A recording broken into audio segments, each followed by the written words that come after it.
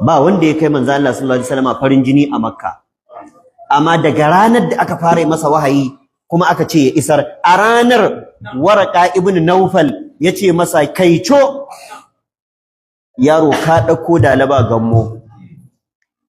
ka dauko abu mai sa bakin jini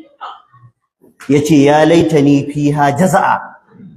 laitani akunu hayyan hina yukhrijuka qaumuka yace ina ma dai ina saurayi ina ma dai ina da rai lokacin da mutanenka za su kore ka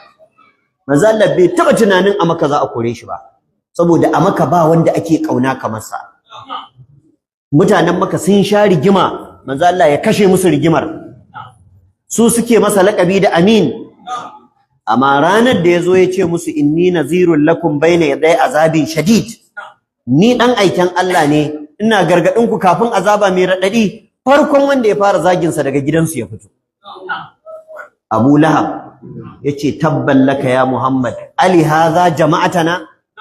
dan ka sani da awar musulunci bakin jini ga dassa tai kar ka taba tsammanin cewa wai zaka ce ayi gaskiya ko zaka ce ayi musulunci kuma wai kowa ya soka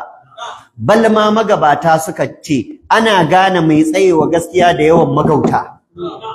ai ta gaskiya haka ta gada ko Bahaushe ce in zaka faɗi gaskiya komai taka ja maka kabiya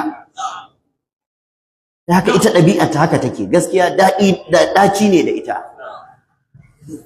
da haka musulunci haka ya gada